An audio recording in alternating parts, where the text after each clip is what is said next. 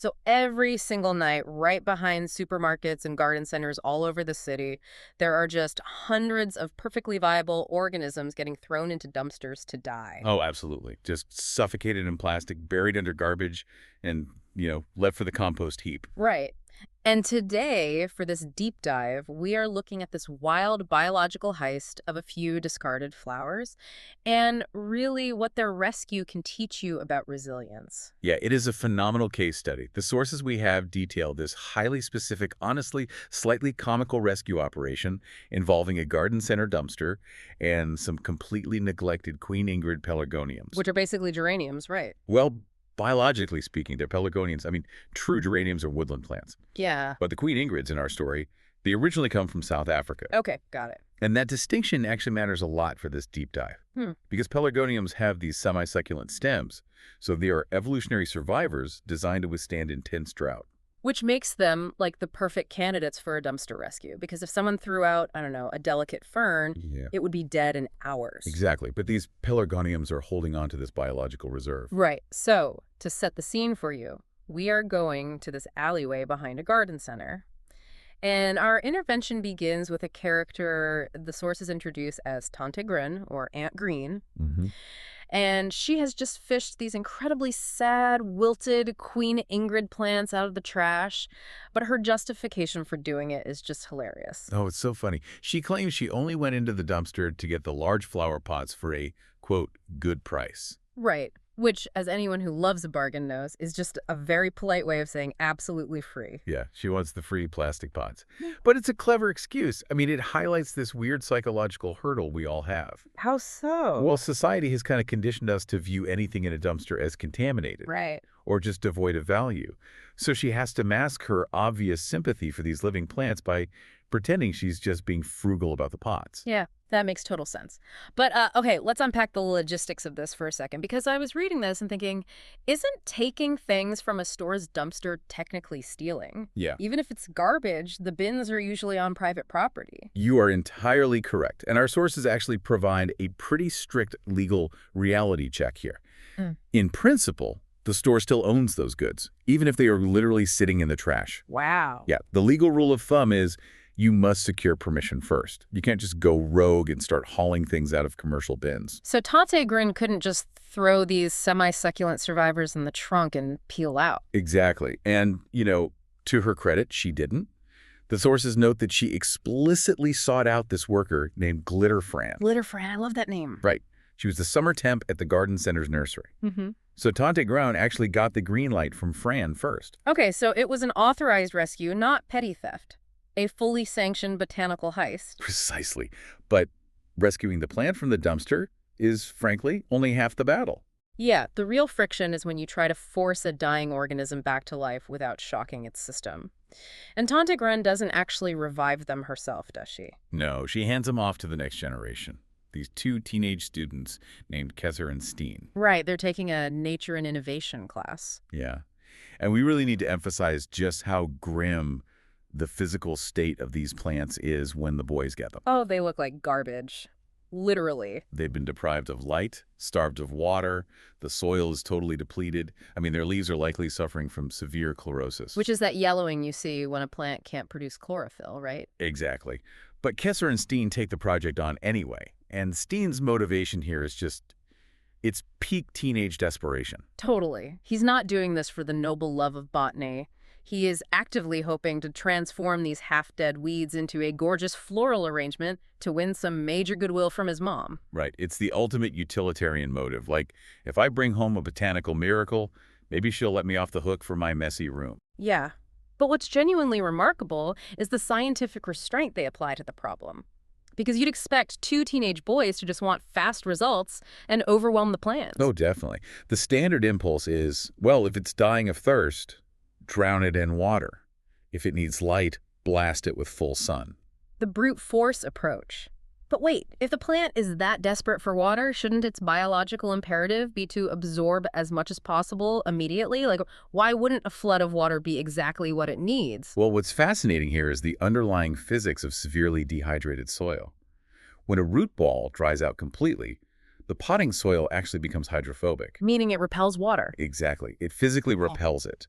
So if you dump a bucket of water onto a bone-dry plant, the water will just channel down the sides of the pot and drain straight out the bottom. The roots won't absorb a single drop. Oh, it's like a dry kitchen sponge. Yes. Like if you take a completely rigid bone-dry sponge and hold it under a blasting faucet, the water literally just bounces off the surface. That is a perfect analogy. You have to give it a few tiny drops first, let it slowly expand, and become porous again before it can actually hold any real water. So the root ball is doing the exact same thing. Exactly the same thing. And biologically, on a cellular level, the plant's root hairs have shriveled up. If you certainly plunge them into a flood of water, the rapid influx causes osmotic shock. Osmotic shock. So it bursts the cell. Right. The sudden pressure bursts the cell walls, effectively drowning and killing the very tissue you're trying to save. Wow. So Kesser and Steen, leaning on their nature and innovation background, do the exact opposite of brute force. They place these fragile shoots in the shade to lower their transpiration rate. Which basically stops them from sweating out any more moisture, right? Yes. And then they give them just a tiny sip of water, noting that they're waiting for a gentle rain that's expected later that evening. It's just a masterclass in slow rehydration. It really is. By introducing just a little moisture, they let the hydrophobic soil slowly regain its capillary action. And the root cells gradually rebuild their internal water pressure. Right, the turgor pressure. They know that only through this really quiet, slow process will those shoots begin to turn green over the next few days. I mean, you can't perform cosmetic surgery on a patient whose vitals are crashing. You have to stabilize the foundation first. Exactly. So the boys are acting like disciplined triage nurses here. They have them in the shade, they've done the initial sips of water, and the gentle rain does its job. The pelargoniums are stabilizing. But, as with any high-stakes project, they hit an inevitable roadblock. Yes, the human element enters the equation. Always does. Just as they are hovering over these fragile, recovering patients, disaster strikes. Steen is handling one of the plants and he accidentally snaps a small piece off one of the main stems. Oh, it's painful to read. The source text captures the absolute agony of this moment. Right, he sighs in pure frustration, cursing his clumsy hands. He's sweating over these dumpster plants for his mom, and he just broke the main attraction. It's a moment of total psychological defeat for him. He looks at that broken stem and just sees a subtraction from an already struggling organism. He views the plant as a static object, like a vase. If you break a piece off a vase, it's just ruined. Exactly. But here's where it gets really interesting, because his partner, Kesser, doesn't panic at all. Kesser looks at this broken piece of biological debris and teaches Steen a brilliant trick. Yeah, he tells Steen to just take a breath, pick up the snapped little stump, and stick it straight into its own separate pot of dirt. Which this raises a huge question about how we categorize damage versus potential. What Steen saw as a fatal error, Kesser recognized as an opportunity for propagation. Right. And to a lot of people, that sounds like a magic trick. You break a stick off a plant, shove it in dirt, and it somehow grows roots. Yeah. How does a stem even know how to make roots? Well, it comes down to something called totipotency. Totipotency. Yeah. So unlike human cells, which are highly specialized like, a skin cell can only ever be a skin cell. Many plant cells are totipotent. Oh, meaning a single cell has the genetic ability to mutate and regenerate into an entirely new, complete organism. Exactly. The plant has this built-in fallback system. So when Steen snapped that stem, he caused a wound. And the plant responds to that trauma by sending a rush of hormones, primarily auxins, straight to the wound site. Oh, okay. And when Kesser tells him to plant that broken stem in the soil, the darkness and the moisture signal those auxins to command the local stem cells to switch their function. So they stop being stem cells and start growing into root tissue. Precisely. That is wild. Yeah. So by snapping the plant, Steen didn't destroy his project at all. He accidentally triggered a cloning process. Yeah.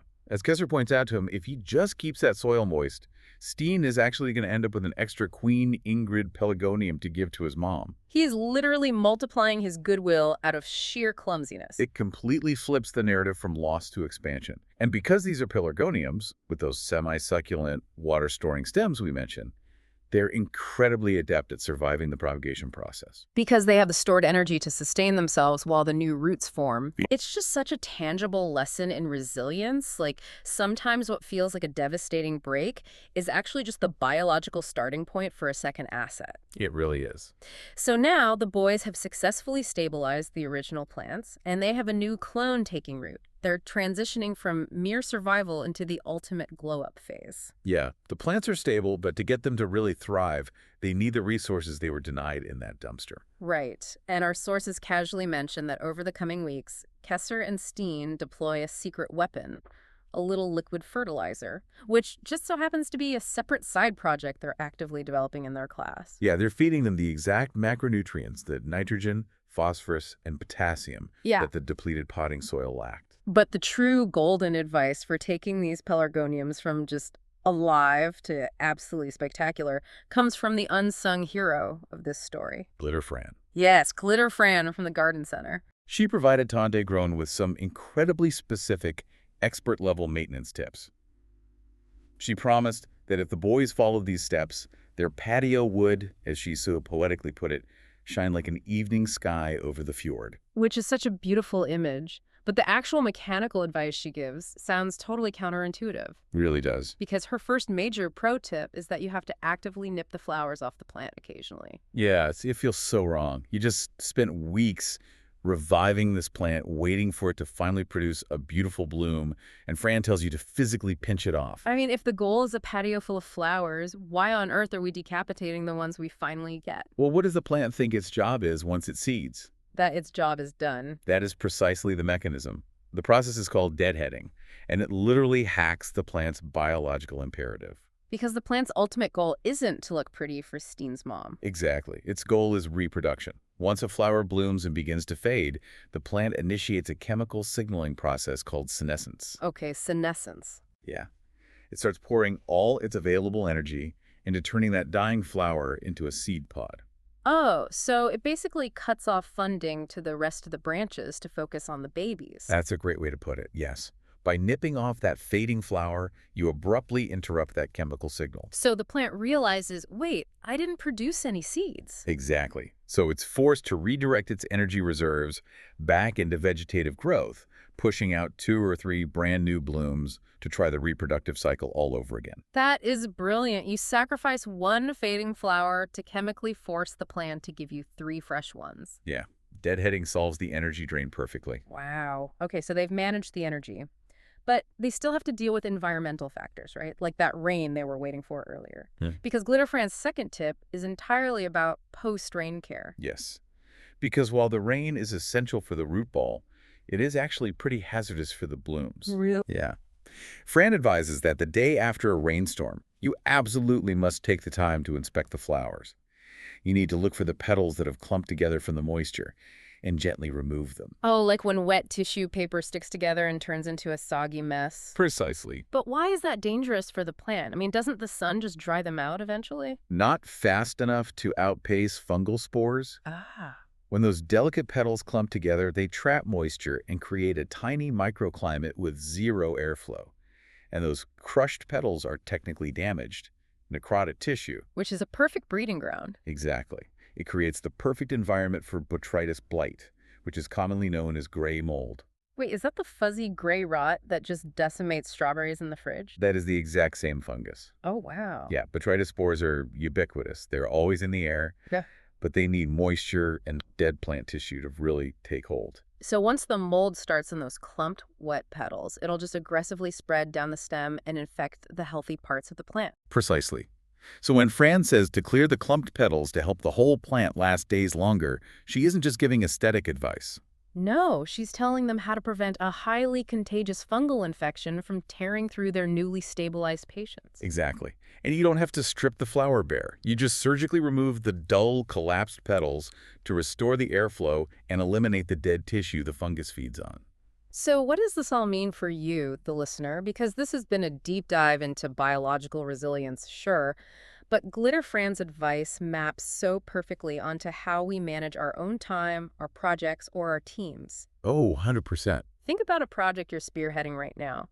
Sometimes to make the whole endeavor thrive, You have to deliberately prune away the dead, clumped-up parts. You have to nip off the tasks, the endless meetings, or the outdated ideas that are initiating that senescence. The things that are just draining your energy reserves. Exactly. And just like managing those post-rain petals, you have to address the small areas of rot before they spread. Yeah, ignoring a clunky process just because it's only a small part of the project is exactly like leaving those wet petals on the stem. The rot will eventually compromise the healthy work you've done. By removing the dead weight, you redirect your energy to the vibrant parts, letting them shine and multiply. And if we connect this to the bigger picture, I think it changes how we view success and the nature of goodwill entirely. How so? Well, going back to Steen's original motivation, he wanted to impress his mom. Right. If he had just taken his allowance and bought a pristine, greenhouse-grown plant from the store, she would have politely said, "Thank you." Right. It would just be a transaction. Exactly. But true goodwill, like deep and lasting appreciation, is generated by the visible investment of care. Yeah, his mom is going to see this vibrant Queen Ingrid Pelargonium, and she's going to know the story behind it. She'll know about the patience required to slowly rehydrate that root ball, the clever propagation of the broken stem, and the disciplined daily maintenance of pruning the dead blooms. They didn't just buy a gift, they built a rescue story. They took something society had labeled as garbage, understood the underlying biology of its distress, and systematically engineered its recovery. And that kind of transformation requires active, critical engagement. It requires questioning the label of waste. Right, applying the disciplined methodology of the shade and small sips of water to avoid osmotic shock. And then having the ruthless discipline to prune the dull parts so the rest can really flourish. It has been such a wild, scientifically dense journey to unpack today. It really is. Let's just recap the ground we've covered. We kicked off with Tante Grøn's delightfully sneaky, legally gray dumpster dive behind the garden center, right? Masking her plant empathy with a hunt for free pots. Though, thankfully, Glitter Fran authorized the botanical heist. Yes, thank goodness for Glitter Fran. Then we watched Kesser and Steen act as the ultimate plant ER. They completely bypass the brute force instinct, using the physics of hydrophobic soil to slowly rehydrate those dying root balls. Right, without drowning the cell walls. Then we had the agonizing drama of Steen accidentally snapping his precious stem, only for Kesser to leverage the biological magic of totipotency, turning a clumsy mistake into a brand new clone. Multiplying his assets in the process. Exactly. And finally, we explored Glitter Fran's masterclass in plant maintenance. We learned how deadheading hacks the chemical signaling of senescence to force new blooms, and how clearing post-rain petals prevents botrytis blight from destroying the healthy tissue. It is a literal blueprint for maximizing potential. It truly is. And the core takeaway here is that biological knowledge like this is most valuable when you apply it outside the garden. The next time you see a wilted plant or, a discarded idea, a struggling team member, or a stalled project, don't be so quick to throw it in the compost heap. It might just be too good to go. Exactly. Sure. With a little shade, a slow reintroduction of resources, and some clever pruning, you can revive it. I absolutely love that. And I want to leave you with one final thing to mull over as you transition back into your day. Look around your own home, your workspace, or your current list of goals. What is your discarded pelargonium? What is sitting in the metaphorical dumpster of your life right now that if you just gave it a little shade, a tiny bit of water, and actively pinched off the dead edges could turn into your absolute biggest success story? Thank you so much for joining us on this deep dive. We will catch you next time. So every single night, right behind supermarkets and garden centers all over the city,